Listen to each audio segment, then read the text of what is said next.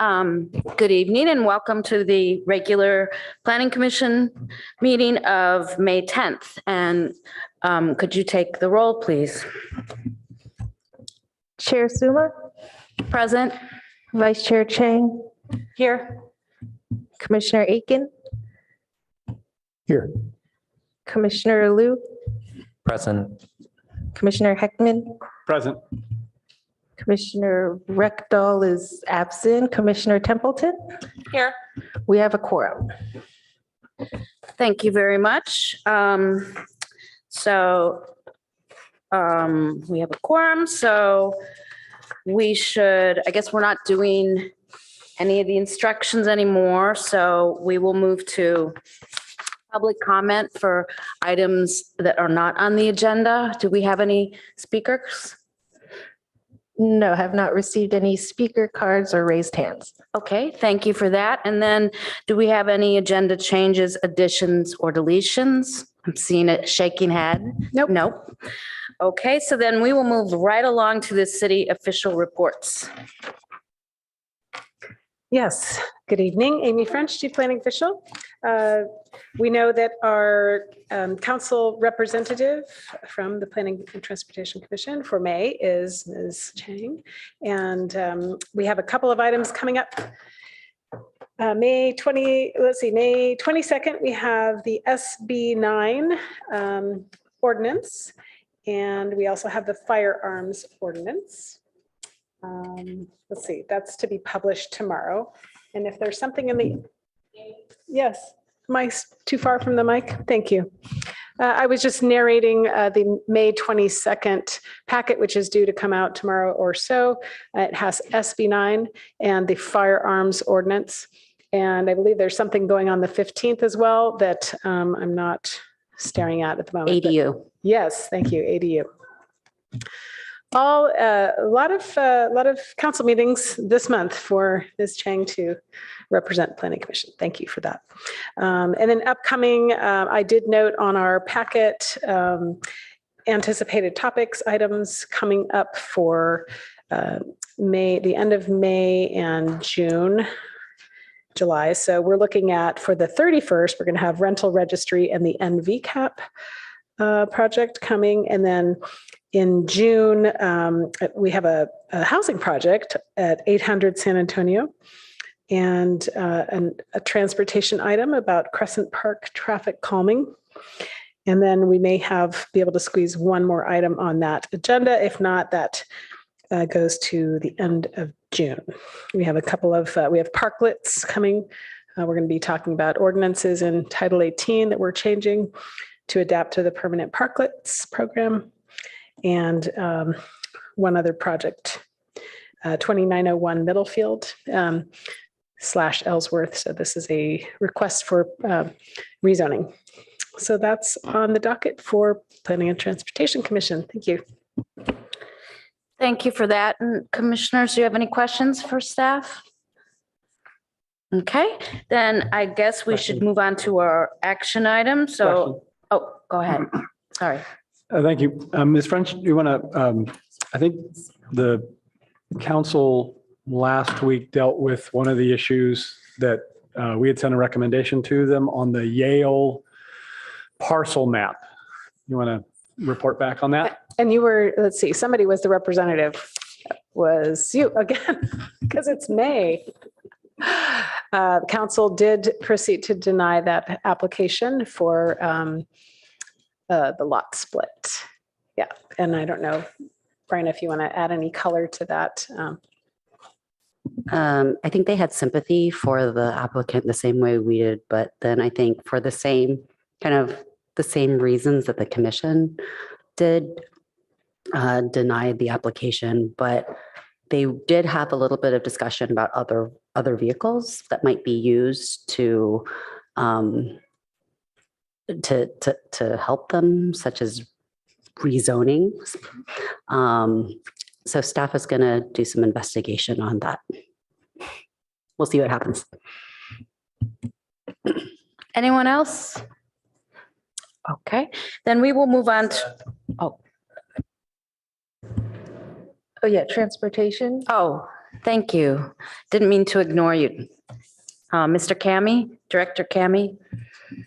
Thank you very much. Philip Kemi, Chief Transportation Official. I'm just actually going to hand it over to Raphael, who's going to provide some comments per usual. I don't want to steal this from him, but just wanted to make sure we didn't get skipped over. Thank chime you. in if Sorry anything's about needed. that. No, not a problem. Thank you, Philip. Yes. So Rafael Rios, Senior Engineer with the Office of Transportation. Yeah, and I just wanted to give our updates. Mainly on a few projects, the evaluation of alternatives for Lincoln and Middlefield intersection. I know we've kind of discussed that briefly in the past. We're still doing our internal review of the study or report, and we're hoping that the website and that report get posted and shared with the public in the next 1 to 2 weeks or so. So that look for that coming soon. Another update we have for our Churchill Alma, the railroad grade crossing safety improvement project. The winning bid for that is going to go to council for approval on June 5th. And Commissioner Templeton, I think you had a question last time regarding the Caltrans pothole repairs. Due to the overwhelming or the size of the storms this year, Caltrans actually exhausted their budgets on the repairs. They're currently looking for more funding to finish off or do additional repairs on that. Those were the 3 main updates I had for you guys. If you have any questions, you can. Any questions? Okay, Commissioner Templeton. Thank you. Thank you so much for that update. I have seen some of the repairs going in and agree that there's probably more work that needs to be done before we get to the major repaving project. I don't know if you've driven down the part in South Palo Alto between Oregon and Charleston, but it's I jokingly call it the Oregon Trail. Like, it's pretty bumpy. So if there's anything that we can do or that you can encourage the public to do that would help us get the repairs prioritized or funded, please do let us know, because we want to help. And I know it's not the city, but we do have to advocate on behalf of the city and its residents. So if there's anything we can do, please let us know.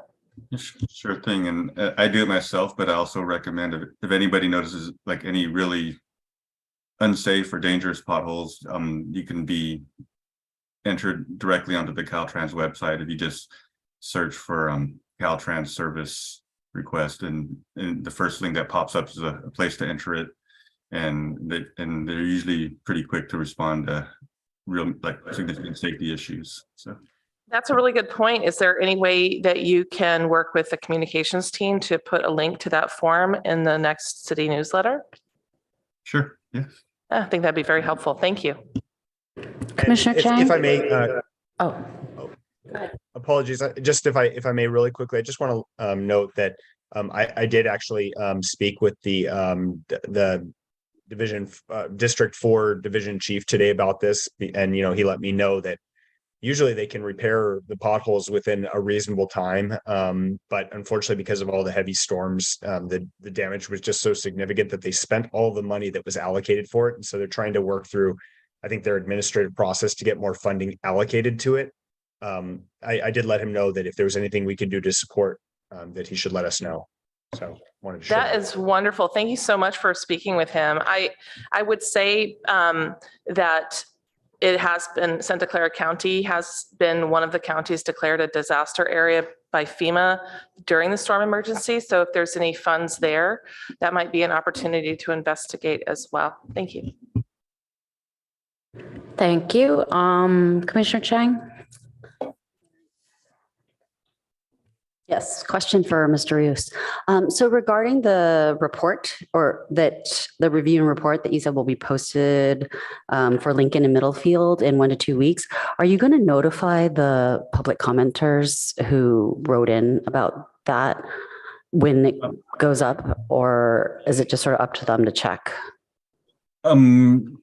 Yeah, we are beginning a to create a list of email addresses. So we can send a notice out to them. And then, I think we mentioned in the past, we anticipate following this up with a community meeting, and that would definitely go to the email list, and as well as mailers to the local or the nearby residents.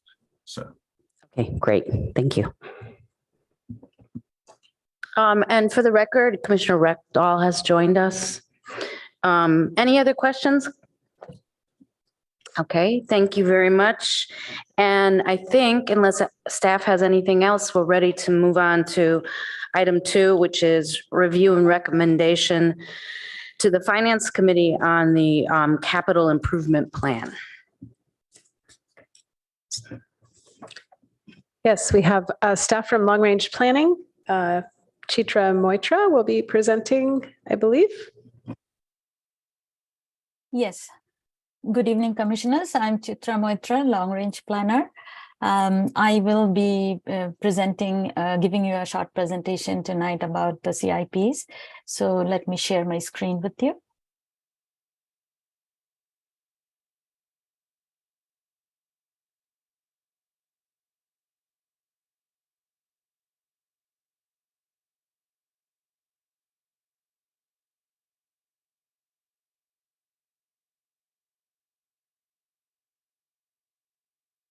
Can you see my screen?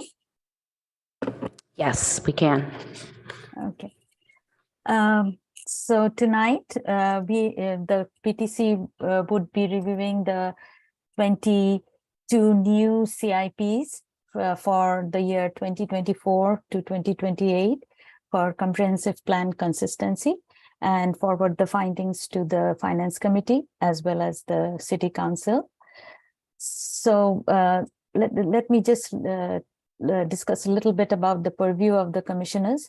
The commissioners tonight would be reviewing the new CIPs only. The old CIPs have already been reviewed by the commissioners in previous years. And the purview of the commissioners is to make any kind of suggestions to the new CIPs that will increase the efficiency in the process. And commissioners can also identify any new CIPs for the next year if they feel that something is missing from this year. So these are the purview of the commission tonight. And the PTC chair would forward tonight's findings to through the letter, which is your attachment C of the staff report, to the City Council and Finance Committee.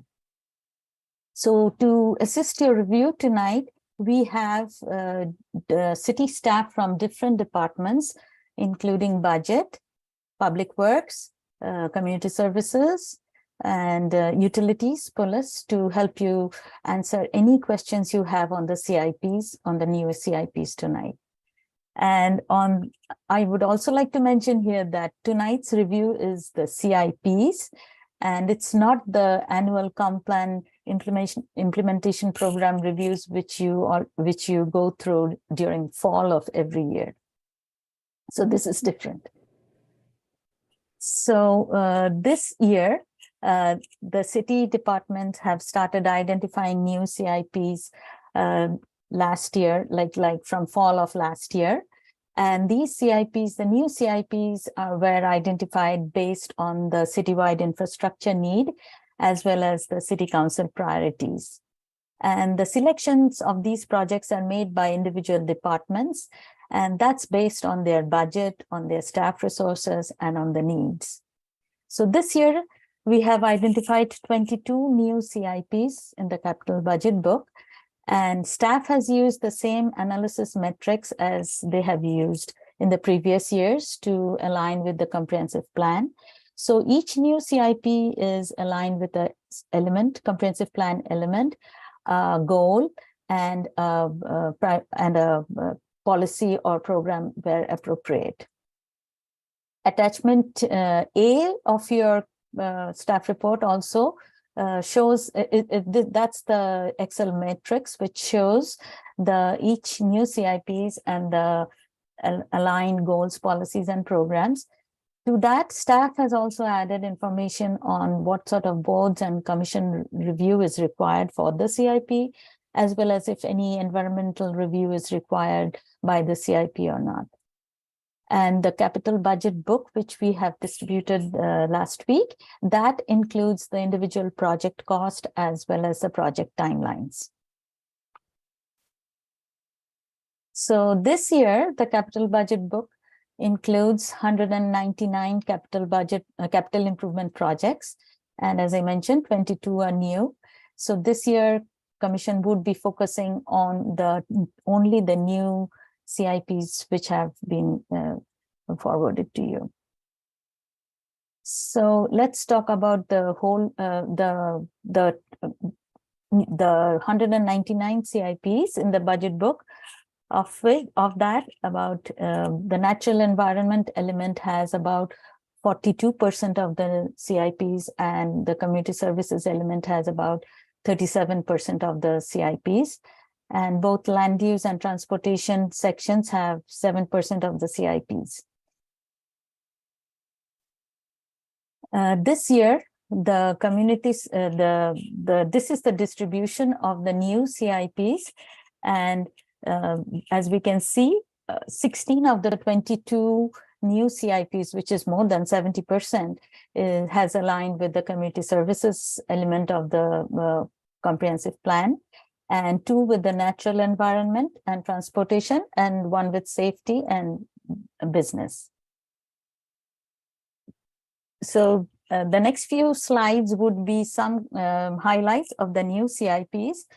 And as we can see, the first one is the Home Key, Palo Alto Home Key facilities. And this CIP aligns with the housing element policy H3.5, which is on home, reaching out for working with regional agencies for providing services for homeless and assessing their needs, and as well as with the community and services and facilities element for efficient service providing.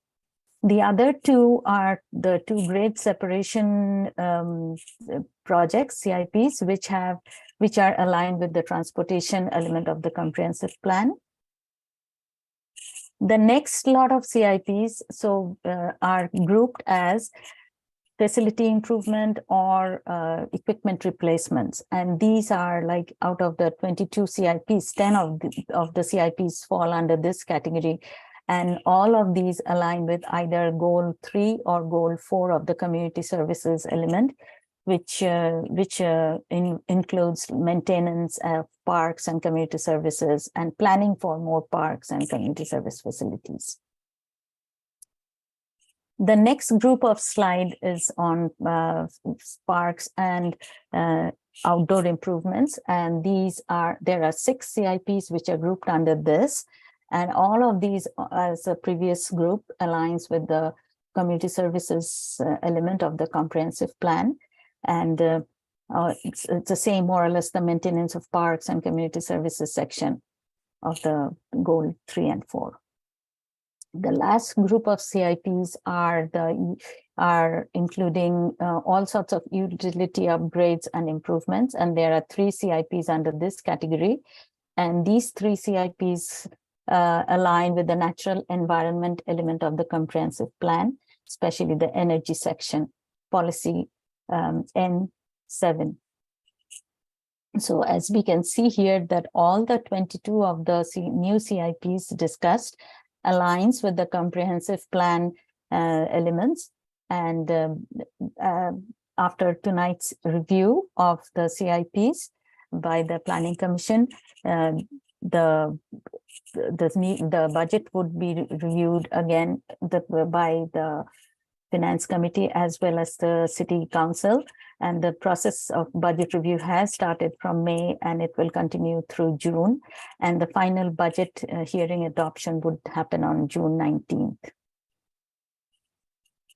So, so tonight, again, staff is requesting PTC to forward this finding to the Planning Commission, to the City Council and Finance Committee, based on the based on the comprehensive plan alignments given in the documents. And this concludes my staff presentation for this topic. And now Commission can ask any questions on any CIPs. We have city staff from different departments to answer your questions. And thank you. Thank you, Ms. Moitra. And I will open it up for commissioners to ask questions of staff. And then after that, we'll take any public comment and then go back to our discussion. So any questions? Commissioner Hackman. Thank you. So these are just really helping me understand a little bit how the process works and the CIPs are broken out. So the first question is, there are 4 Lucy Stern projects, and I see that 2 of those are coming out of community services and 2 are coming out of public works. And so I'm curious, though, why do we have 4 Lucy Stern projects instead of 2? But why, for example, Public Works has 2 of them? Why aren't those 1? Is there a, because all of the descriptors are the same, and it's the same for the 2 under community service. So I'm not being critical. I'm just curious as to why they're broken out rather than, why aren't those 2 projects? Would staff from either of the department volunteer to answer the question? I can take that. Good evening, commissioners. My name is Holly Boyd. I'm the Assistant Director for Public Works Engineering. So yeah, it's a little confusing because there are 4. Typically, we don't come out with that many for one facility at the same time. However, given the scope of the projects, at least for Public Works, one deals with the mechanical, electrical, and I'm looking for the other Public Works land, we have fire curtain, Right. rigging, this community services, and then, yeah, the theatrical lighting. So typically, we try and group them all together when we can for one site. However, in this case, we left them separate. They could be on different timelines in order to track different systems and procurements. So we left them separately. Most likely they will also have different consultants as well. So there are multiple contracts. So it's just a way for staff to track it. We do try and group things together for each site when we can. Great, thank you. Next question. Is there any particular reason, or is it just coincidence that of the 22 new CIPs are disproportionately in the community services and facilities category? The reason, this is the nature of the CIPs, which dictates which element it would fall under. And 16 of the 22 are related to any kind of facility improvement or park improvement. So that's why it falls under the community services element. No, I understood that. But for example, if you look at the table on packet page 10, the CIPs we have the most of are natural environment element. There are 82 of those, of which 2 are new. The next category is community services and facilities element. There were 57 of those, of which 16 are new. And I'm just curious, so we're overweighted this year, if you will, on these community services and facilities element new items. And again, it could be that that's just a coincidence that a bunch of those hit this year, or whether these things tend to go in cycles, and maybe next year we're already anticipating, we're going to have a bunch of transportation element new CIPs disproportionate. So again, just kind of understanding the numbers. Hi, again, this is Holly Boyd. I can take a stab at answering this. There are a few on here that were previously planned, but were removed during the pandemic years during funding. So for example, the Foothill Nature Preserve restroom replacement. That is something that we've been trying to get on our 5-year plan for a while, and we finally were able to bring it forward. And then some of the other ones, so again, the 4 Lucy Stearns they're gonna add up fast. And then we have Cubberley HVAC due to, the damage that was done in the gyms. And I think it's just happened just because of timing. Some of them are maybe just cyclical because of life cycles of systems. But I think it's just the focus we have given what was ready to be moved forward. I will note, like Rinconada Pool Family Changing Room was a previous CIP last year. It was included in the Rinconada Park improvements scope, but it was just brought out as a separate, just so we could track work done on a building versus work done to the park itself. So yeah, it is very building and structure heavy this year. Okay, and again, no judgment on there, just curious, looking at the numbers. All right, final question. Are the grade separation projects, which are numbers 19 and 20, really new? Or are we just considering them new because they're being broken out of the 4-grade crossing project that we've already approved and, prior recommended approval of in prior CIPs? Thank you very much. I'll take that. Philip Cami, Chief Transportation Official again. No, they're not new, even though they're listed as new. They're really, this is a little bit of a complication in the terminology. They are a split of a prior singular grade separation project that's being split into the various locations in order to, noting that a couple different things. They're likely to have different timelines, different scopes, and also we want to apply for different types of funding for them and be able to potentially get an award for one project on its own and be able to move that forward. So we don't want any of them to hold each other up. Thank you. Commissioner Chang. Thanks, Chair. Okay, so my first question piggybacks a little bit on one that Commissioner Heckman asked, which is, so this year we have 22 new CIPs, which is a lot more than we usually have.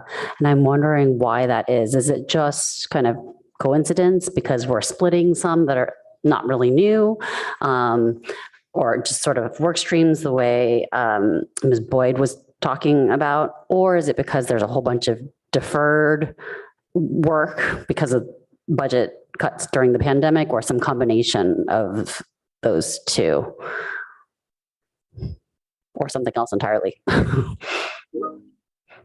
Thank you, Commissioner. Paul Harper with the Office of Management and Budget. I think you're right. It's a combination of all of those things. There has been some deferred things that, as Holly mentioned, were not able to be added because we just didn't have the funding for it. A lot of the dollars are coming back better than we have had in the past few years. So we are able to start entertaining adding some of these projects. And then there is a couple examples of things that were in there before, but just in there in a different fashion. The Rinconada Changing Room was highlighted, and then the 2 new quote unquote grade separation projects that have been split out from the previous one that was mostly for the planning process.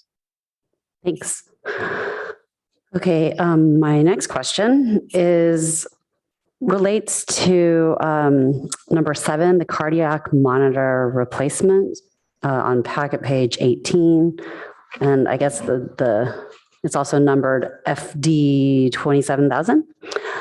So I noticed that the cost is going to be incurred in fiscal 27, the full cost. And so my question is, given that the description for the item says that these cardiac monitor units are essentially outdated and are beyond their allowable usage, why are we waiting until fiscal 27? Or is it that in fiscal 27, they will become outdated?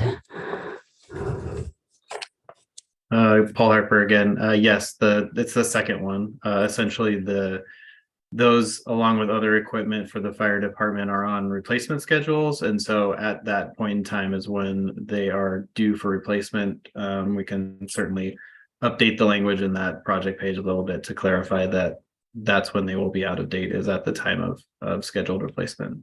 Okay, yeah, I think that'll alleviate some concerns. Like, wait, shouldn't we replace that right now?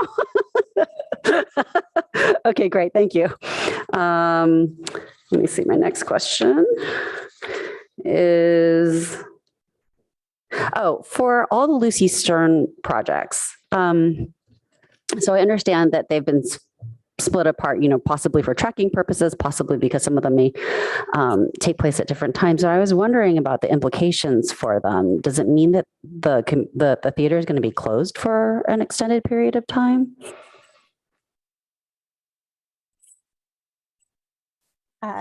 So I can take that question. Holly Boyd again, Public Works.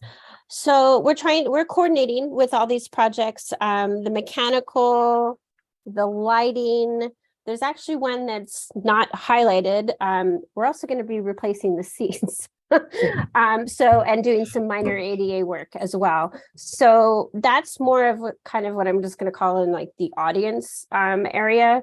We're trying to coordinate that for next year. So they're all done at one time. So there hopefully will be one shutdown of the theater where no performances can take place. I am not as sure as for the other two, the fire curtain and the theater stage for the rigging. While they do rely on each other, we are coordinating with staff at the Lucy Stern Theater to make sure our projects do align. Oh, and I see Darren on here, so I'm going to pass it along to him to see if he can add any information. Yeah, thanks, Holly. Darren Anderson with Community Services Department. I don't have a lot more to add other than we are coordinating with our partners at the theater to ensure that we're minimizing the closure time, that they're aware and can plan ahead of time. Okay, thank you. And then sort of a similar timing question for the Foothills restroom replacement, item number 16, packet page 22. So it talks about 3 different restrooms being replaced over a several year period. And I'm just kind of wondering, is that going to be, are the 3 restrooms going to be done all at the same time or all at different times, or how is that going to work? Yeah, thanks. Good question. So we're going to do the design for all 3 restrooms in the same year in FY26, and then stagger the construction of each restroom annually, 27, 28, and then 29, 1 restroom each. Okay, thank you. And then, sorry, I'm going to try and go fast. The next question I have is on number 19 for the Meadow Charleston Road rail grade separation. So I noticed that for that one, all of the 115 million for the total over the 5 years is all for design and none of it for construction. And so is it anticipated that we're not going to be doing any construction at all for those crossings during the next 5 years, and that there's no possibility that we could move faster on anything? Thank you very much. Yeah, Philip Kemi, Chief Transportation Official again. Yes, it's very unlikely that it would need to go through the engineering, the design, the right of way phase, which would likely take all that time. That's assuming actually things move quickly and assuming we're to get outside funding, which, just noting, that's the big hang up on the actual construction would be federal funding or some outside funding, I should say. Okay, thanks. I figured, but I thought I would just ask. And then my final question is on number 21, the IT data center upgrade, packet page 24. So the million that's allocated for that item, is it just for studying the possibility of changing the data center space requirements, or does it actually allow for actual upgrades in our equipment or storage capabilities? Paul Harper with Office of Management and Budget. I'll try to take that one. I believe the idea is that it is for studying and also for some type of reconfiguration of the space. I think the study will determine if the $1 million is enough to do that project. So that's sort of a kind of a wait and see, just to confirm that that dollar amount will cover both pieces. But we are hoping that that will be enough to do both phases. Okay, thanks. I was just hoping to hear it wasn't going to be 100% purely study. So thank you. That's it for my questions. Commissioner Rectal? Thank you. First, a process question about the 5-year rolling plan. I know like on parks, you would front load it, or all the new projects would come in year 5, and every year you just roll them up. So most of the new projects be inserted late in projects, but now when I look at these, a lot of these are early on. So was that just an idiosyncrasy of parks, or is it just because of COVID, or why are we inserting things in the middle of the rolling wave? Maybe I can help answer that one. Commissioner Rectal, this is Darren Anderson again with Community Services. It has been our tradition to move CIPs where they need to be. So if there was no urgency, often they would go at the end of the line towards, FY28 in this case. However, there are a number of them that have greater urgency. The timeliness needs to be addressed in FY24, and that's where it's placed. So there's sort of a reshuffling of the deck every time we redo the 5-year plan, and things get moved around. Perhaps in some cases we've done repairs to something that was originally scheduled to happen in the beginning of the schedule and it could be pushed out, or vice versa. We thought we could repair it and it can't be, and it needs to be advanced. Okay. So in general, we can insert new projects anywhere. We're not constrained to the 5th year. That's correct. Okay. Also, how do we handle projects that involve multiple departments? For example, if you have an area that floods, and that could be a transportation issue, the flooded roadway, or it could be a stormwater issue. So who would present that? Who would propose that? Maybe I could just really quickly speak about some of the projects that pertain to public works and parks or open space, where it's a conversation. Both departments discuss it and decide which would be the managing department. And maybe Paul's got additional information, but I think that generally applies across the board. Yeah. And for your example, for flooding, typically any flooding issues would be handled first by Public Works, but we definitely, because we manage the storm drain system, we definitely are closely work with transportation to see if there's any, if we need to make modifications to our storm drain system to accommodate larger pipes, more catch basins. We coordinate with transportation if any modifications to curb lines need to be done to the street geometry. Okay. So for example, we had a lot of flooding at El Camino at University during the rains. That's a highway that's controlled by Caltrans, but it's our storm drains. So how would that work? Yes, that one's a little tricky because it is controlled. So yeah, our storm drains are there. However, it's also their highway facility for El Camino, and they also control the pump station. So that's a little tricky just because of the number of storms we received and how much water we got. But towards the end of the season, I would say the beginning of the season, there was a short in the pump station. So they did have an electrical issue that Caltrans had to come fix, but Public Works does coordinate that with Caltrans as much as we can to make sure that we don't have to close lanes. But I know in this last winter season, it happened quite frequently. So typically that would be a CIP, local CIP, or we would just interact with Caltrans and Caltrans do the work? Yes, it's Caltrans' responsibility to maintain their pump station, and we actually cannot access it. They physically access it. So even though our storm drains are in the area, their pump is what moves the water when it floods underneath that underpass.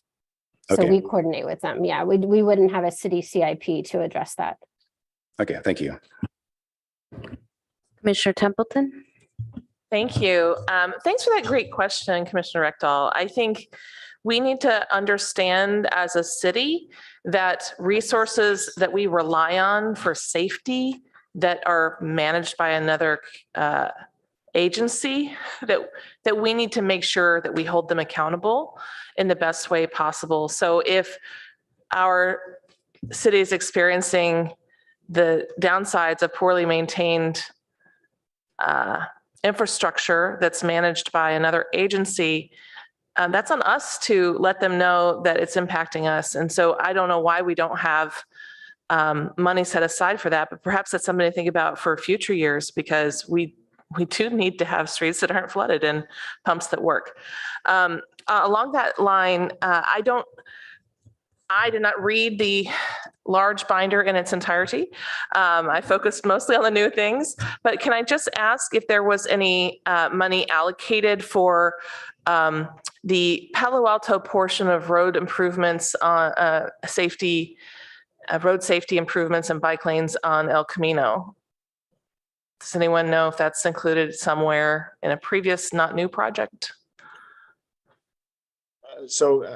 Thank you. Just to clarify, your question is, do we have funding allocated towards El Camino Real? Is that essentially what you're asking? Like are you referring to I'm assuming the repaving project? To put it in context, when we talk about safety improvements along El Camino Real, what we hear from your department, Mr. Cami, is part of that would have to be city funding. So to improve the width and the safety features of sidewalks on El Camino falls on Palo Alto. Is that correct?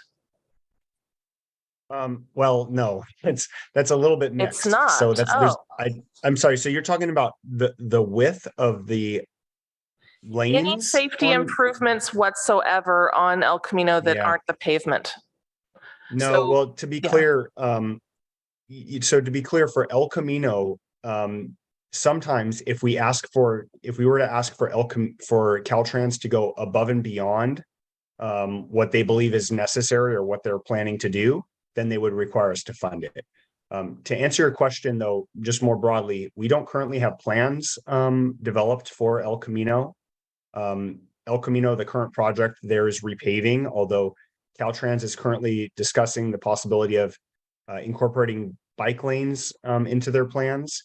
But that is a project that is completely funded by Caltrans. Our process for developing new infrastructure on El Camino Real specifically, or anywhere in the city, is to go through a planning process, which involves community input, community engagement, and then council approval. And so at this time, we don't have an approved environmentally cleared or anything like that project on El Camino. Does that answer your question? Sort of, yes, thank you. That's exactly what I expected to hear. And wanted to ask it explicitly here so we can include it in our minutes that go to council, that there are things that can be done that require funding and community engagement that can improve the safety of El Camino Real. So those were things that if we were to engage with Caltrans, they would say, here's the things we are going to cover. And if we said, well, there's other things we want to do too, that we would have to fund that and study that. Is that right? Yeah, but that's true. But also to note that this project that they're underway with, which is supposed to start in fall for repaving, like they asked the city what our plans were for El Camino in like 2019 or something like that. So they're very, very far ahead in this. They're not in the place now where they're asking for new proposals. I hear that. There. So I hear also other rumors. So just wanted to talk about funding side of it, and whenever is appropriate, that's up to you and your department. But I think there's a need, a thirst even to have safety improved on El Camino, as it is a corridor that's crossed for numerous schools and that accidents occur there. So there are reasons we'd want to improve it. And I've also heard rumors of other cool things, but I won't get into that here. And then one last thing on El Camino, because this is a long-standing issue, but we had a discussion about drains at the beginning of my time, and now we're talking about El Camino. that drain that sticks out incorrectly from the corner of El Camino and Oregon, so where the AT&T building is a frequent cause of flat tires in this community. It's happened to me twice. And when I talk to the tow truck, he says he gets a call or two every day from people cutting short over the sewer grate that sticks out and makes a metal corner stick up. Is that northbound on El Camino? I'm just curious. It's towards 101. So it's where the AT&T catty corner okay. from the park, from the soccer fields. I see. Okay. Yeah. Do we have any plans on dealing with who needs to fund that, since we're talking about funding? When I called Caltrans about it, they say it's our corner. And when we call the city about it, they say it's Caltrans corner. So as far as something that needs to be funded and implemented, this is one of them. I don't know if you're prepared to speak to that today, but I thought I would ask if that's included in any of these budget improvements or the Caltrans project. So really quickly, I think Holly's going to want to probably jump in on that one, but just really quickly, I did want to mention that I was specifically talking about El Camino Real, but there are projects that we have that we do and are doing at intersections, specific intersections at El Camino. Awesome. So to note, we've got the Charleston Rastadero. One of the projects you see in the budget book, and I'm sorry, I don't know the number, but is our Churchill Avenue enhanced bikeways, which is redoing that entire intersection there. We had to get approval from Caltrans to do that, but we do have certain intersections where we're doing improvements at the intersections. It's talking about the entirety of El Camino Real or portions of El Camino Real that are only in Caltrans right away. That's where typically they have a process for their projects. Yeah, thank you for clarifying that. It is pretty complicated, but I'm glad to hear you're working on those. And there are some school crossings that aren't those two you mentioned that probably worth looking into, but we'll move on to that later. Holly?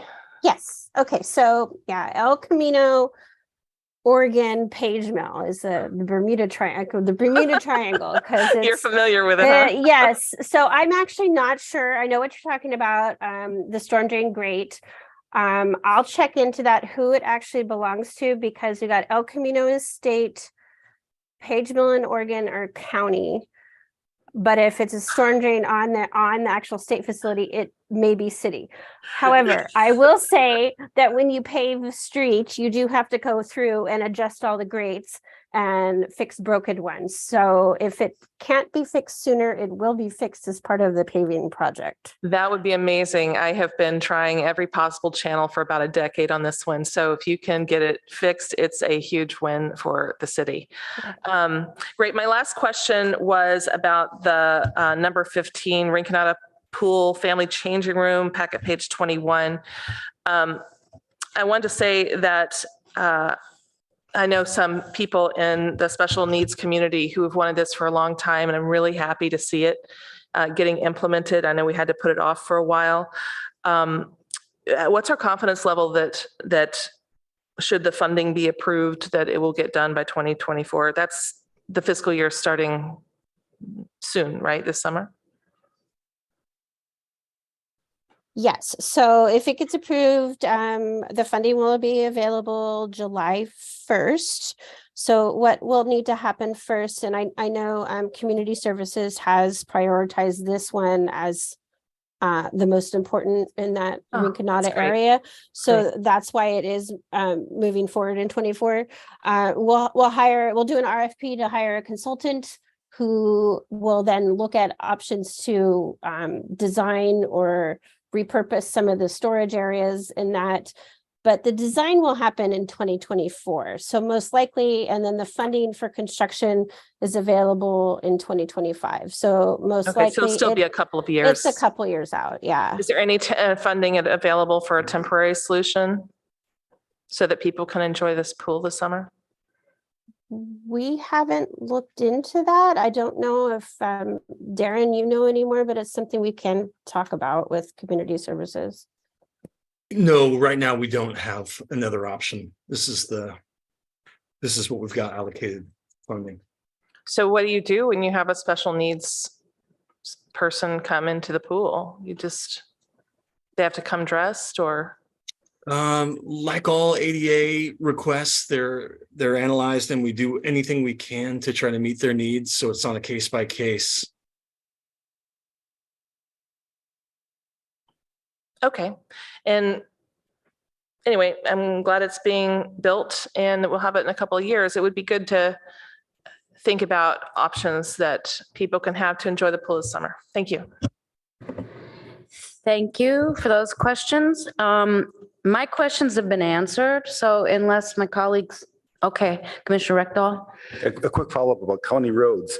Are we responsible for the maintenance? I mean, the county funds the county roads. Do they also do the maintenance, or are we responsible for that? No, roads like, I'm trying to think what, I think it's just Page Mill and Oregon is maintained and owned by Santa Clara County. So they fund that. Okay, so all the paving and stuff, that's And their state decisions. Yes. Thank you. Okay, I'm not seeing any other lights, so do we have any members of the public that would like to speak? No, I have no raised hands or speaker cards. Okay, then we will bring it back to the commission for discussion. So if you would like to have anything further you would like to discuss about this, or a motion, I know we're all interested in the rumors you've heard, Commissioner Templeton, but we'll do that offline. So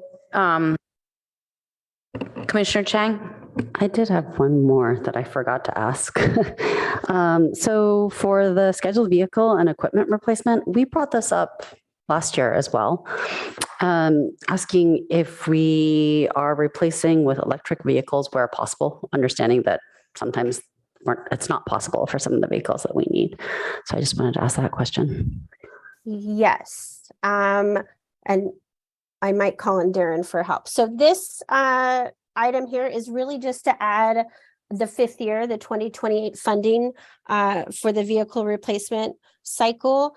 Although during Finance Committee yesterday, I understand that they did move, or at least they're going to strongly recommend one of their tier 2 items that was to fund more electric vehicles in that program.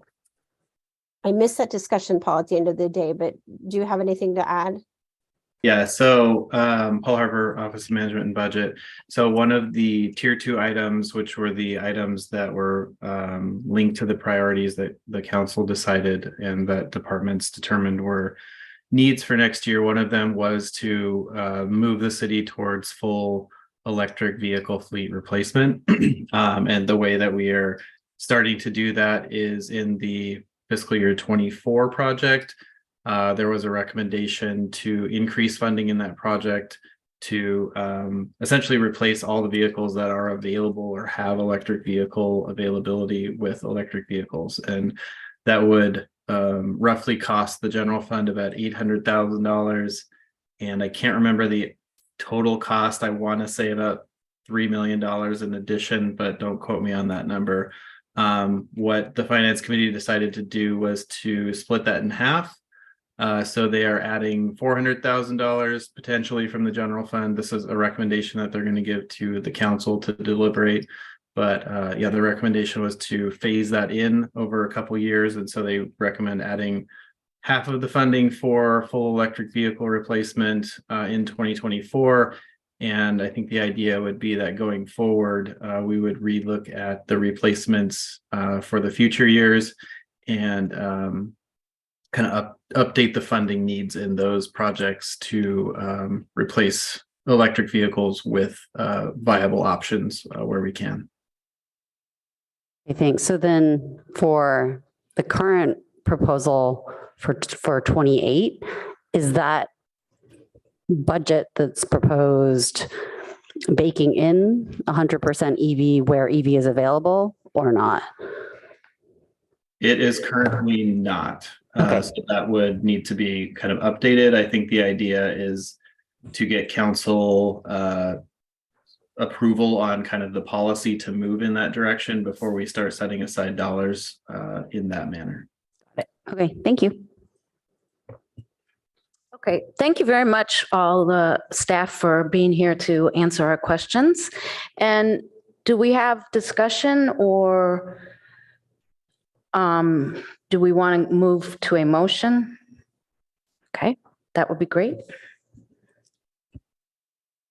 Hackman? Thank you. I wasn't sure. I will move the staff recommendation that the PTC recommend to the city council that the proposed 2024 to 2028 capital improvement projects listed in attachment B to our staff report are consistent with the comprehensive plan 2030 policies and programs, and that our chair, Suma, sign the conformance letter, which is attachment C to our staff report. Second. Thank you. Would either the maker or the seconders like to speak to the motion? No, thank you. Okay, then I just think we need to move on to a vote. Commissioner Aiken, Yes. Vice Chair Chang, Yes. Commissioner Heckman, Yes. Commissioner Liu, Yes. Commissioner Rekdal, Yes. Chair Suma, Yes. Commissioner Templeton. Yes. Motion carries 7-0. Thank you very much. And once again, thank you to staff. And we will be able to move on to our next item, item 3, which is a discussion, which is really to align our bylaws with the BCC handbook.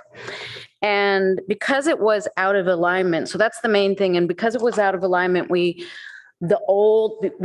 elected the chair and vice chair before the new members were appointed. So the second thing is Vice Chair Chang and I felt like we should bring this up, and that if there was an overwhelming desire to revote with the new commissioners, we would have, the vice chair and I would have to step down, and then the vote could take place. If there isn't an overwhelming desire to do that, then we just have to solve the first problem.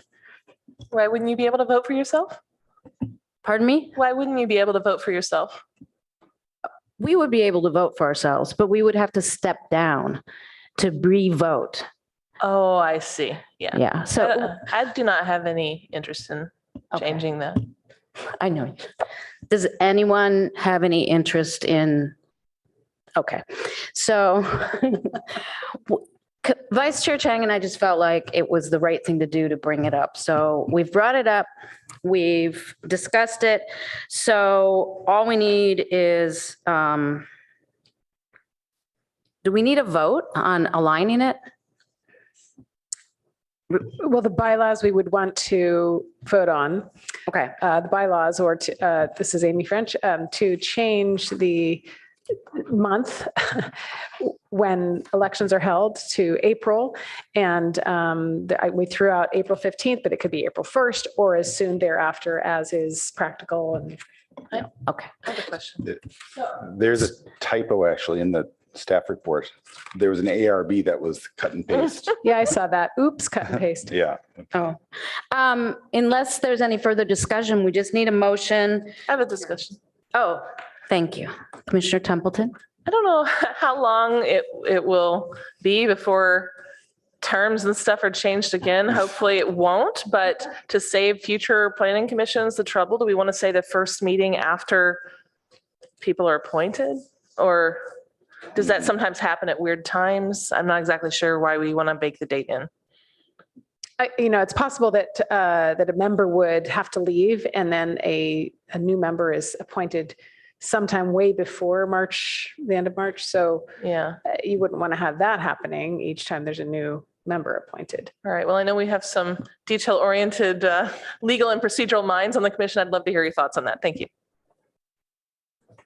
Commissioner Chang and Commissioner Heckman? My understanding is our bylaws say that the moment that there is a vacancy, that we are supposed to fill the vacancy. So if, for example, somebody were to leave off cycle, then we're supposed to elect a replacement.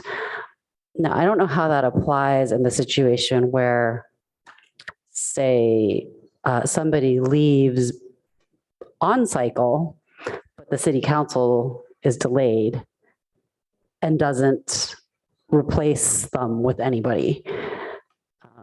I think, I don't know the answer to that question. I don't know if Mr. Yang is here. Hi, Mr. Yang. Hey, so the bylaws say that if the, one of the chair or the vice chair of the officers' seats is vacated, then there will be an election to fill that office. And it also, the bylaws also say that officers will hold their positions until a replacement is elected. So, in the event let's say the chair leaves off cycle, and then the council just never gets around to appointing another commissioner, the first thing that would happen is that there would be an election for the chair. And then if, as happened in this case, the vice chair filled that role, then there would be an election for the vice chair. And those individuals would hold those offices for presumably, the remainder of the term, if there was some remainder that before the regular, cycle was up, or for a full year if it was on cycle that the election happened. And in the event that the PTC decided to delay their elections for any reason, those individuals would stay in their office until the next election happened. So we had tried to address this possibility that the dates would change several years ago when we adopted the language that's currently in there, which is that elections will happen the first day following January 1st, or on whatever alternative day the PTC chooses at that first meeting. And the idea was, if the council appointment schedule changes from a December to another month, then at that first meeting, the PTC would say, okay, well, let's have our elections in April this year instead. That didn't occur. It didn't make sense for that to occur this year because the chair vacated a seat. So I think we've built in the flexibility to accommodate, future changes in date, where, whatever day is specified in the bylaws on that day, the PTC could say, well, we're going to shift the election to a different date. But since we are in this moment where we know that the election, the appointment cycle is going to happen in the spring every year, we felt it just made sense to update it to say April instead of January. Thank you. Commissioner Heckman? Thank you. So I first want to thank the chair and the vice chair for their sensitivity on this issue and their offer to step down and have a re-election, because it really gave me the opportunity to reflect on my votes for each of them for those roles and whether I had somehow made a grave mistake. And so I've had the chance to reflect on how the two of you have done since you took the leadership roles, and decided with certainty that I did not make any kind of mistake. And so I'm happy to not have another election. I'm also interested in hearing from our new commissioners, because if either of them would like to have a new an election today, I'm fully supportive of that. On the issue of the language of our bylaw change, I actually had the same thought that my fellow commissioner had, that shouldn't we somehow in this language tie it to the reason for the date, which is the appointment of new commissioners. But what occurred to me is that we do from time to time have these off-cycle appointments. Our vice chair is, I think, an example, of one of those, right? A midterm resignation followed by a midterm appointment. And I couldn't figure out a way to capture that concept too in this language without just over lawyering the thing ridiculously. And so my thought is, I don't know that the council seems to do a pretty good job of appointing new commissioners for all the commissions on time. And I think it was really the rise of this handbook, these handbooks and this, process that the council went through that got us, that shifted the appointment dates. And I think we're pretty good with an April 15th date for the foreseeable future. And if 4, 5, 10 years from now, they shift the appointments again, we can change the bylaws again. So I'm ready to support a motion to make this amendment to our bylaws. Commissioner Liu? Oh, I just want to shout out that I also deeply appreciate the chair and vice chair. And if we were to have another election, it would just be so I could vote for them actually. I don't have a strong take on the language. Maybe there's some possibility saying like whenever 2 or more commissioners are appointed within a 1-month span, then we can trigger an election in the next meeting, and that could accommodate some flexibility. So if there's just one person appointed, we don't have to do the rigmarole. But presumably every cycle there would be at least 2 or more people appointed. So that would line up with the council cycles. If that's too convoluted, again, I don't have any strong take. Commissioner Templeton? Thank you. Just thinking back to the comments that Commissioner Heckman made about the timing. Our new commissioners had the privilege of working with you, with all of us before being asked about who to vote for. And I did not have that privilege. I remember having to vote on my very first night, terrified, I don't know people very well.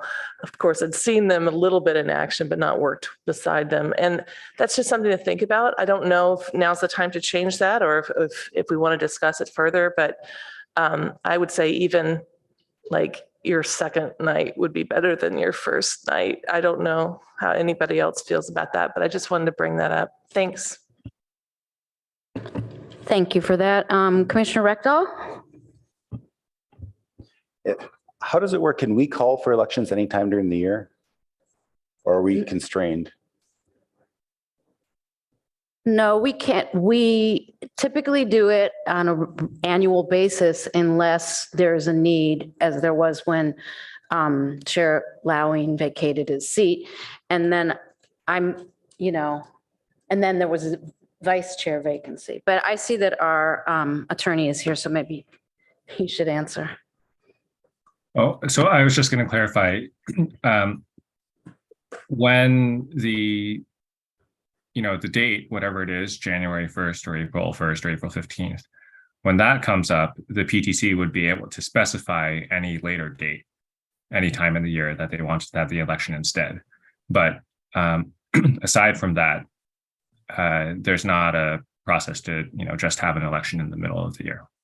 So if we have a chair or vice chair that's not working out, hypothetically, of course, could the commission take a vote and say we want to reset and have an election mid-year, or would that not be allowed? Let me get back to you on that. Okay. Are you planning something?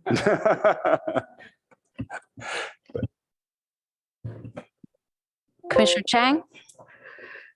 So while Mr. Yang is looking that up, I'll continue the discussion about what date we want to set. So in our pre-meeting, Chair Suma and I were talking about, should we say April 1st versus April 15th, because it's built in that we can decide.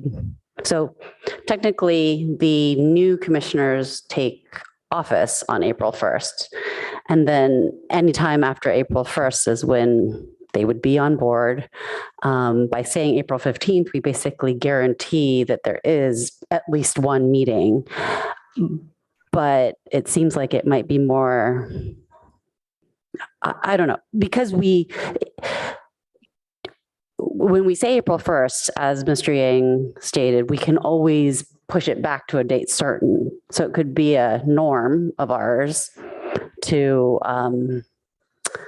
just push it back by a meeting or two, or we could bake it in this way. And I don't know which way we want to go. I'm not sure I feel really strongly about it one way or the other, but I do want to make sure we don't have like a lame duck situation regardless of whatever so that's the only thing I care about.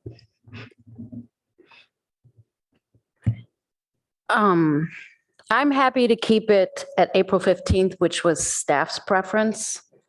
And since we have leeway to even delay it by a week or a meeting or two, we can do it that way. So I see that Commissioner, I'm not sure who went first, Commissioner Aiken and then Commissioner Heckman.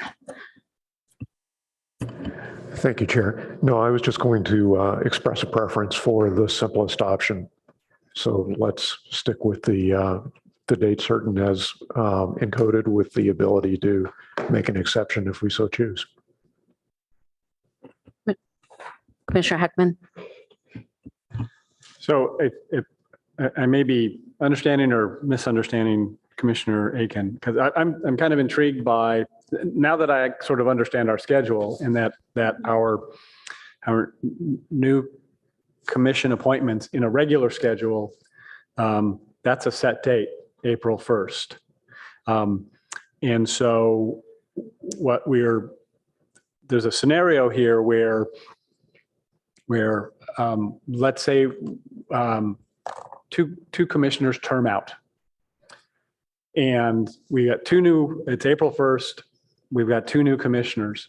And if one of those two commissioners who termed out was an officer, then I think we have to have an election that first meeting. But if neither was an officer, we could decide to defer it.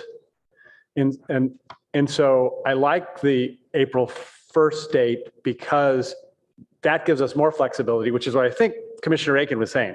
The more flexible date would be the earlier date, because we can always push it out, but we can't, as a practical matter, I think we have to accelerate it. If we lose a chair, if we lose an officer, we have to appoint a new one. So I like that April 1st date for that reason. And to the point that Commissioner Templeton made, this quandary, you show up for your first meeting, and you're asked to vote for an officer. I actually had that situation at my first meeting, and at that meeting, we had a situation which we haven't had in any officer election since, where there were actually two officers, two commissioners nominated. And so rather than being asked yay or nay on one person, I was asked to choose between two, and I abstained because I did not feel I was competent to make that choice, having not worked or seen their activities. So I don't know if that, again, it hasn't happened. There's only been one nominee each time since, and maybe that's more normal, but I am sensitive to that issue.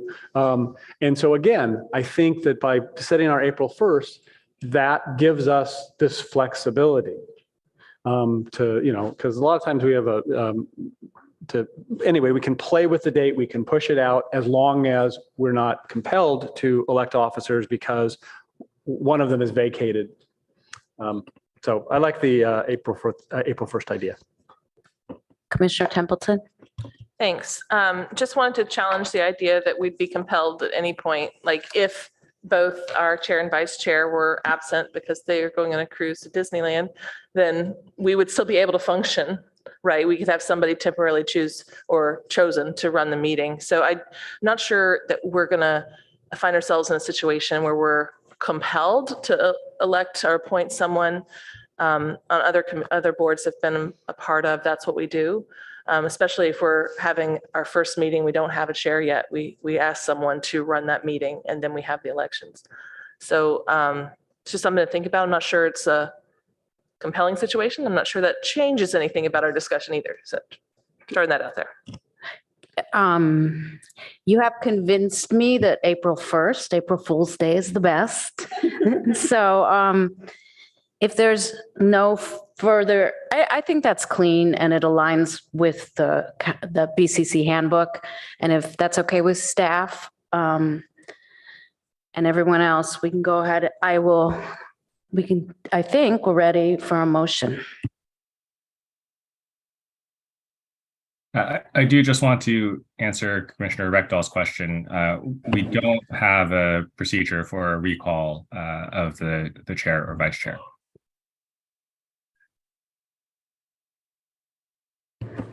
Now we're ready.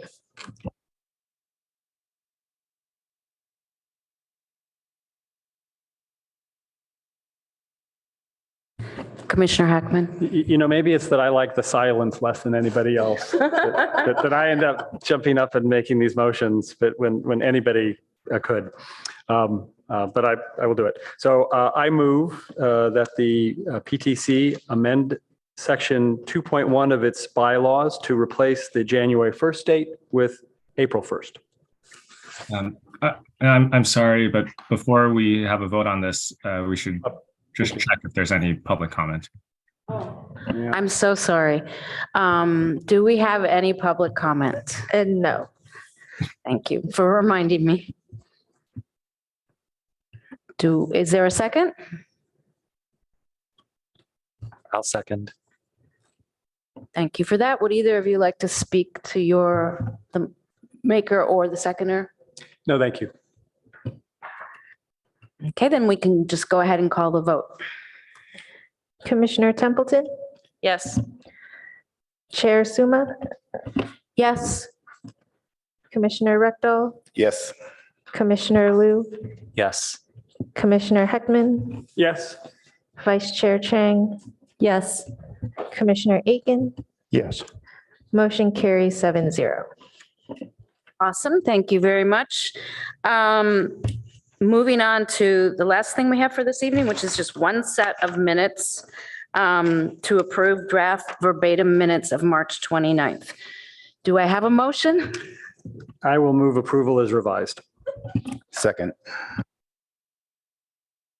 Unless anyone wants to say anything, we could just take a vote.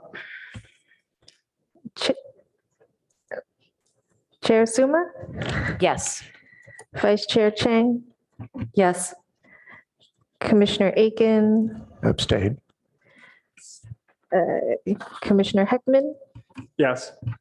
Commissioner Liu, Yes. Oh, were you here? I wasn't here, Then you but should be. okay, then I'll abstain. Yeah. Okay. Should have. Commissioner Reckdahl, Yes. Commissioner Templeton, Yes. motion carries 5-0-2. Awesome. Thank you very, very much. And now we move on to commissioner questions, comments, announcements, or future meetings and agendas. So if anybody has anything to announce, Commissioner Heckman.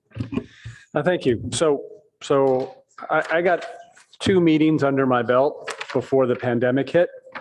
And the commission, this room was emptied and we conducted our business by Zoom for a while. And then we started to come back. And I first just wanted to observe that tonight actually is the first night that we have had the full complement of 7 commissioners on the dais since the beginning of the pandemic. And so I'm really happy about that and happy to see us all together. My memory of those first couple of meetings was, in addition to a full complement of commissioners, we had a full complement of staff present in the room. And tonight we have Veronica, we have Ms. French, and we had maybe a half dozen of our staff appearing by Zoom, and obviously there are many conveniences associated with that. But I wanted to ask our Ms. French whether that is the new norm, or will, as we're now coming out of the pandemic for regulatory purposes, are we going to have more in-person attendance by staff at our PTC meetings? I can't say there's been a policy set down that says staff must be in person. I know for the planning department, for evening meetings, some staff are, paid overtime for that kind of activity, and others, like myself, management, do not. And so it's more likely that we'll get managers here in person. But I think the rule for now is the liaison must be in person. So I'm in person. But the other staff, it's depends if they're going to be in person. Some prefer to be in person, and some, because of the lateness of the hour, in some cases they're working from home. They have children and stuff. So, And it saves a ton of money on contractors too, right? Like, are they charging us while there's they that wait? as well. We do have in our planning department, because of the nature of our work and the number of projects, we do have a number of contractors. So they do, maybe some of them live in Oakland or even more remote, LA. And so they're not coming in person necessarily. So thank you for observing this. All right, thank you. Anyone else? Then I guess I will just adjourn this meeting and everybody can go catch the Warriors game.